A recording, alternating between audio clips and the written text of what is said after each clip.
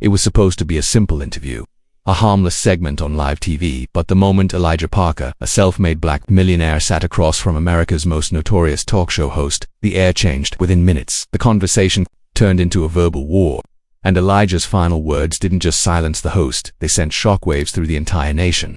"You won't believe what happened in the last 60 seconds of that interview." The email arrived late, almost getting lost among meeting notes and automated invoices. Subject line: Prime Talk tonight, invitation to appear. It was addressed to Marcus Reed, founder and CEO of Reed Robotics. This company had just outbid 3 of the largest defense contractors in America for a $400 million military AI systems deal. Marcus wasn't new to winning against giants, but he was new to the kind of spotlight this invitation promised. The host was Victoria Cross, a journalist with 20 years in the game, famous for polite smiles followed by questions sharp enough to draw blood. Her interviews went viral not for what was said, but for the moments her guests froze. Marcus stared at the email longer than he should have. "You're not considering this," said Lydia, his cool and closest friend since college. "Why not?" he said, leaning back in his chair. "Because Prime Talk isn't an interview, it's an ambush with cameras. They're not inviting you to celebrate, they're inviting you to test you. And you know how these networks operate, build you up, so they can tear you down for ratings." Marcus smiled faintly. "Then let's make sure they regret the attempt." The day of the interview, New York's winter wind cut straight through his coat as he stepped out of the black SUV. Marcus wore a deep navy suit, white shirt, no tie, a calculated choice to look sharp but not overly formal. The studio entrance was lined with glass, polished enough to see the faint reflection of the city behind him. Inside, an intern with a headset greeted him without warmth. "Mr. Reed, we'll take you to Green Room 3, makeup in 5, you're 15. The green room was cold, quiet, and sterile. On the wall, a large monitor played the live show. Marcus sat while a makeup artist dusted powder across his skin, eyes focused anywhere but on him. On the screen, Victoria Cross was closing out a segment about a celebrity scandal. Then, the teaser card slid into view. Coming up next, the black tech boom, merit or handouts. Marcus felt his jaw tighten. So this was the angle. He didn't look away from the monitor. The Prime Talk Tonight set gleamed curved glass, desk, warm lighting, and cameras hovering like predators. Victoria stood to greet him, hand extended, smile flawless but not genuine. "Marcus Reed," she said, "the man who beat the giants at their own game. Appreciate you having me," he replied, settling into his chair. The red light blinked on, cameras rolling. "First off," Victoria began smoothly, "congratulations. A $400 million defense contract, the largest of its kind, awarded to a black-owned tech firm. That's historic." "Thank you," Marcus said. "It was the result of years of work, innovation, and a team that refuses to settle for average." She tilted her head.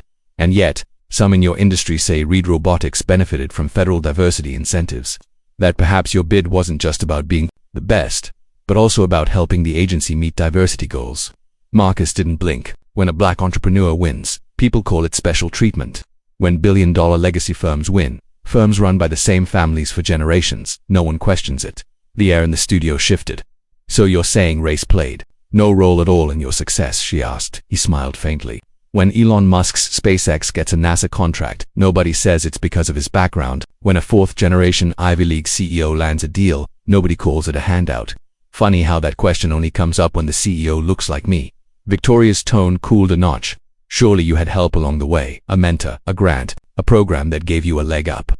Marcus leaned forward slightly. "Help came in the form of holding 2 jobs while studying engineering. Help was sleeping in my office because I couldn't afford rent. Help was eating instant noodles so I could afford the software licenses I needed to keep building. That's the help I had." She crossed her legs, studying him. "Still, we live in a climate that's more favorable to minority entrepreneurs than ever before. Affirmative action, targeted venture funds, the playing field is more level now than it's ever been." He gave a short laugh. "Level, the doors might be unlocked now, but there are still people standing there deciding who gets to walk through." She shifted again, eyes narrowing just slightly. "Let's talk about perception. Some critics say success stories like yours get more attention because they're more marketable, that the media loves the narrative of overcoming hardship, sometimes at the expense of equally hard-working white business owners who don't get the same spotlight." Marcus chuckled. "So now the problem is that we get too much attention. In a country where 92% of Fortune 500 CEOs are white men, where less than 2% of venture capital goes to black founders, you're telling me the imbalance swings our way." She kept her polished smile. "I'm just saying diversity is sometimes prioritized over pure merit. And I'm saying if I weren't exceptional at what I do, we wouldn't be entrusted with national security contracts. Nobody hands you $400 million because you check a box. Her voice dropped another degree. Marcus, do you think some of the outrage about systemic racism in business is exaggerated?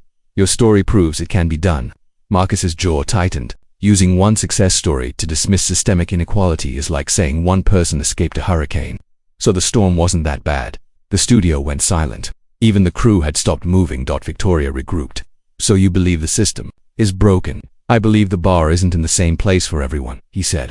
A mediocre white man can fail upward. A brilliant black man has to clear hurdles set twice as high just to get the same shot. And when he finally makes it, someone sits across from him and asks if he had special help. She opened her mouth, but he cut in, his voice calm but sharper. Now, you want to talk about merit? Let's talk about who gets the loans, who gets the early investments, and who gets invited into the rooms where deals are made.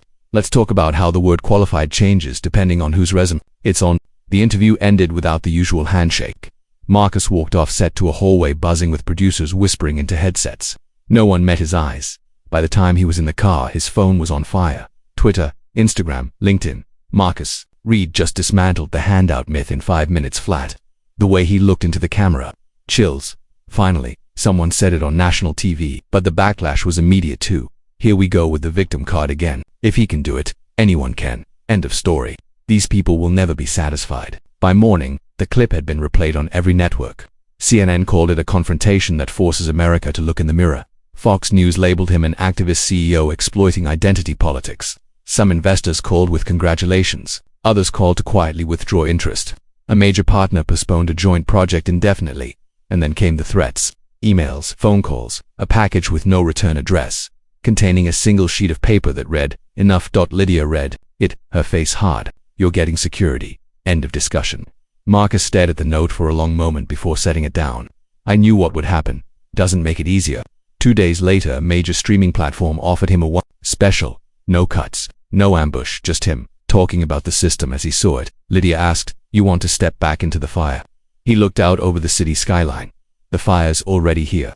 Might as well use the heat. The special aired 3 weeks later. No audience, just Marcus in a chair under a single spotlight. He walked viewers through his story from the one-bedroom apartment, where he built his prototype, to the defense contracts that changed his life. But he also broke down the numbers, the funding disparities, the hiring gaps, the boardroom imbalances. Clips from the special went even more viral than the Prime Talk interview. Schools invited him to speak. Lawmakers cited his words in debates. CEOs called him both an inspiration and a troublemaker. And somewhere in the middle of all that noise, Marcus realized something. This wasn't just about him anymore. The story had cracked something open. Some people called him arrogant, others called him necessary, but no one could ignore him, and maybe he thought that was the real win.